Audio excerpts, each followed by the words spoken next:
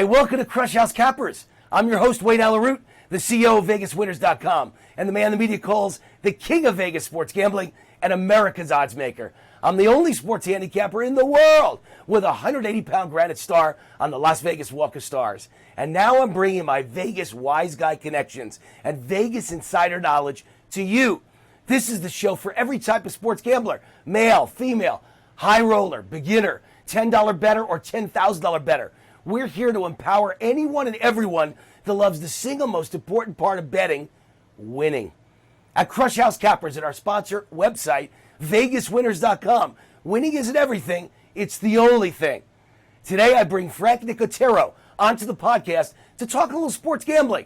Hello, Frank. Welcome to Krush House Cappers. Great to have you on the show. What's happening, Wayne? Thanks for having me. As always, I love talking sports. I love talking sports gambling. And I love talking to you. So this is all three in one. All right, Frank. We're continuing. This is like part 2 of last week. Frank and I had a little Q&A about sports gambling, all my top wisdom and advice, the rules of Root, I guess you'd call it, or the book of Root, the things that I do to win consistently for 35 years. Let me tell you something. 35 years of beating the bookmaker is not an easy task. Very few people have ever done it. In my memory, I've had one losing season in football season now I'm talking, in 35 years. One losing season. And that's an extraordinary feat. And I just come back each year and grind them out. It's not like I win all year long, but I grind the bookmaker out. I go 3-2, 3-2, 3-2, 2-3, 3-2, 2-3, 2-3, 3-2, 4-1, 4-1, 5-0, 0-5 once in a while. Then back 4-1. You got to be back to beat them every single week, 20 weeks in a row during football or so, right around 20 weeks every football season. Maybe now it'll be 21 because we extended the season to 18 games.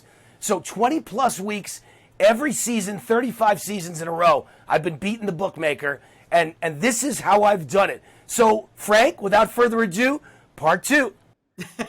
Listen, I sent the link to part 1 last week to a lot of my buddies who are gearing up and getting excited about betting on football this season. They're like, I'm riding this guy all fall. They're totally buying in. They understand the history and how well you've done, and hearing those stats just now, even more impressive. So look, my buddies, we always look at the overs. Like, I didn't want to mention that the Steelers beat the Cowboys last night because it's preseason, Wayne. It really didn't matter. It was a garbage game, by the way. But I watched the whole game. I vomited 3 or 4 times. Horrible. Made me sick to my stomach. Cowboys suck. I give up. Season's over. No, I'm just kidding. No, we played our 3rd and 4th string, and obviously our 3rd and 4th string is not as good as your 3rd and 4th string. I'll tell you what was proven in that NFL Hall of Fame game though on Thursday night.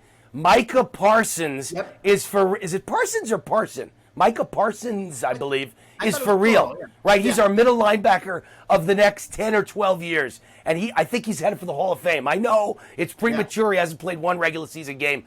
This guy's got Hall of Fame written all over him. This guy is Dick Butkus. This guy is Singletary. This guy's amazing. So one great thing came out of the game. Yeah, and when you play your first game in Canton, maybe that's fitting. Maybe that's foreshadowing. There you go. He ends up there someday, right? And here's what I saw on your side of the ball. Yeah. Again, preseason, a lot of backups.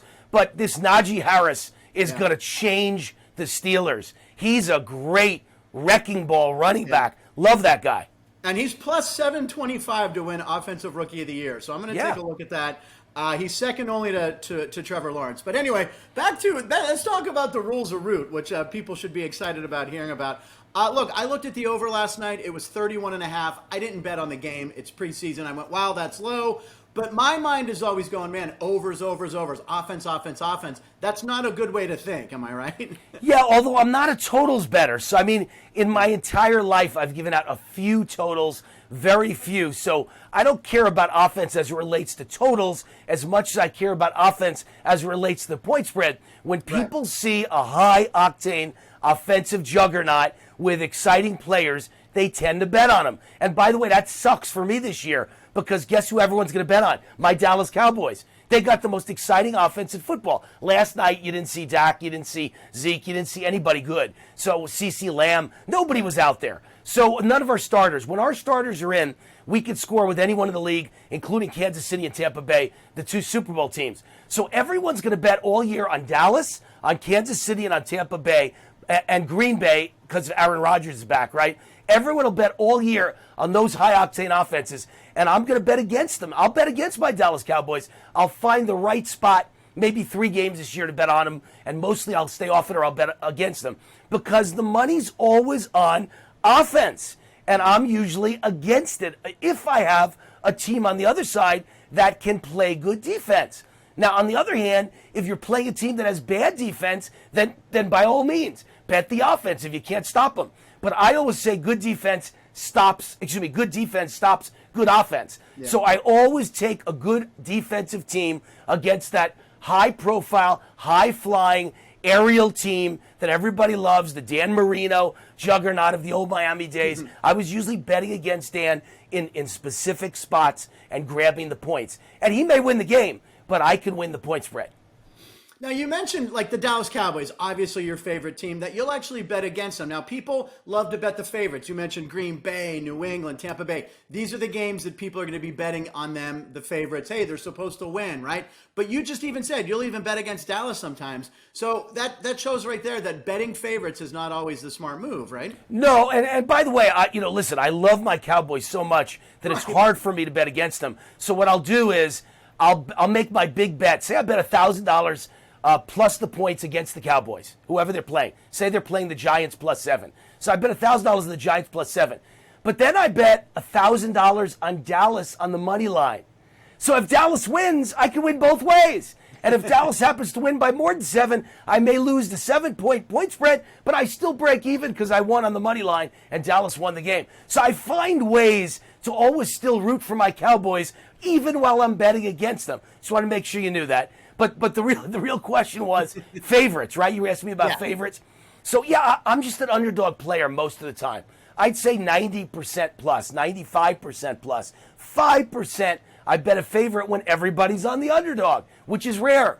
Everybody bets favorites, and the question is how much.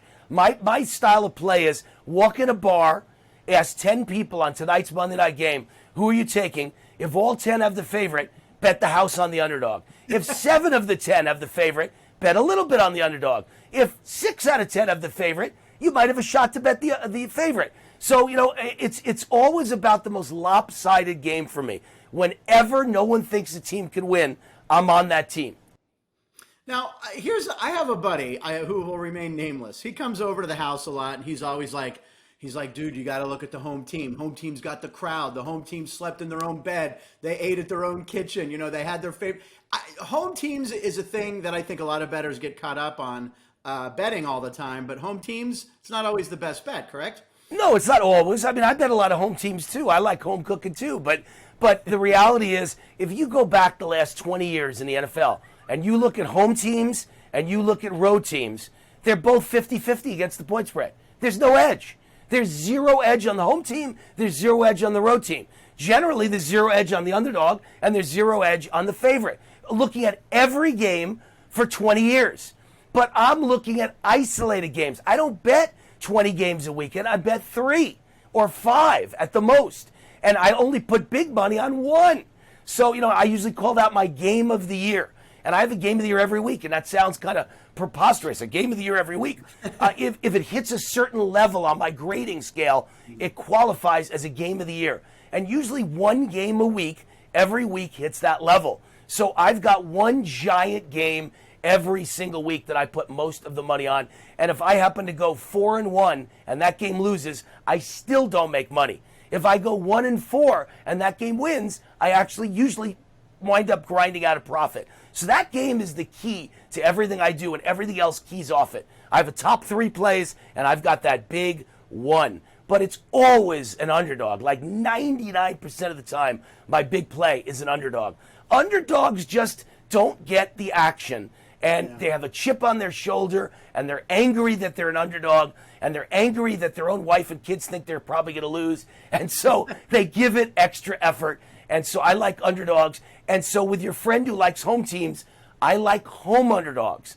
But every week there's 5 home underdogs. Does that mean I'm taking 5 home underdogs? No. It means I'm finding the best one out of those 5. So, again, your friend's not wrong. It's just you got to isolate the best of the best.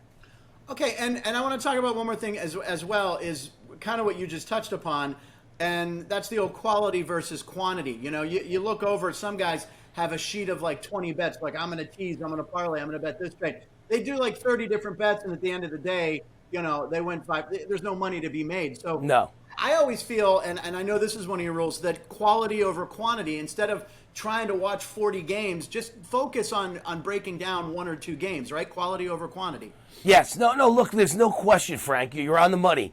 Excuse the pun. Because, you know, I'm supposed to be one of the best in the world. Look, I've got a star in the sidewalk in Las Vegas. 180-pound granite star in the Vegas Walk of Stars. The only handicapper ever honored in history with a star in the sidewalk. And you go, well, who's in the sidewalk? Frank Sinatra, Dean Martin, you name it. Elvis, Liberace, Bobby Darin. So, you know, and Wayne Newton, the other Wayne. You know, the other guy, the other Wayne. By the way, I saw him in a restaurant the other night. He looked great. He's got to be 75 years old. He's had a lot of plastic surgery, but he looks like he's 55 years old. So plastic surgery works. I've kept that in mind. So I've been thinking about that. So I think it's important, you know, to always know that quality is better than quantity. Because if I'm one of the best in the world at what I do, betting on sports, and I can win 2 out of 3 every week, and I can win 2 out of 3 of that top play every week, and I can win 2 out of my 3 top plays every week consistently, I can grind out the bookmaker. But that same guy, Wayne Root, is so great with the star in the sidewalk. If I bet 20 games every week, I'd be 10-10 or 8-12 or maybe 12-8 sometimes, but generally 10-10. I'm no good with 20 games. How could you be good with 20 games when you have a you know, I don't mean you, Frank, but I mean anyone out there who's got a day job. How could you be good with 20 games? You don't study it the way I do. You don't know it the way I do. You don't have access to bookmakers around the world like I do. So you could never win. Anyone out there, you could never win out of 20 games more than 10. Never. So there's no point in betting 20 games. There's no point in betting 10 games. Find 3 to 5 great games every Saturday and every Sunday, and that's it. Period. And you know what? I've seen Wayne Newton 3 times. He puts on a hell of a show every time I've seen him. But you know what? When I watch Wayne Newton, I can't make any money after the show. But watching Wayne Allyn Root, I feel like no one can go out and make some money in Vegas after watching this show. So listen, what Frank's trying to say is when you buy a ticket to Wayne Newton, that money's gone forever. But when you watch Wayne Root, it's an investment. See that? That's exactly what I'm saying. There's money to be made here. And as you said, this is the only man with a star on the Vegas Walk of Fame. But listen, Wayne, I love talking these tips with you. I love hearing this stuff. I love passing it off to friends. And I love if people would share this link to get people geared up for the NFL season. We really appreciate you letting us inside your head a little bit and giving us some of these rules of root, as you call them. So thank you very much. Thank you, Frank. And I guess the ones we've got left is part 3 for next week. So we've got another part 3 in the. This is the Wayne Root, Frank Nicotero trilogy. It's a trilogy. Some the people trilogy. love Star Wars. We got Wayne and Frank. Come back next week. Trilogy next week. We'll see you then. Thanks for hanging out with us on Crush House Cappers today. I want you to remember, you could sign up right now to become a part of the Crush House gang and unlock all my winning picks for free, only at VegasWinners.com. What else can you do at Vegas Winners? Check out all our entertaining and informative Crush House podcasts. Enter to win fabulous prizes, including trips to Vegas to join me and the Crush House gang to watch a game, break some bread, and experience Sin City like few ever will. And most importantly, it's always about the Benjamins. The winning is free at VegasWinners.com. Just go to VegasWinners.com right now, register, and you automatically get the picks, the wisdom, the analysis, the winning point spread advice. It's all free. Also, a big thank you to Frank Nicotero for dropping in. I enjoyed our chat about sports gambling. If you like what you saw or heard, come back and tune into Crush House Cappers every week only on the Crush House Network, which includes Crush House and Crush House Cappers and Crush House Legends podcasts. Thanks for dropping in to another episode of Crush House Cappers, because winning isn't everything. It's the only thing. Until next time, just win big, baby.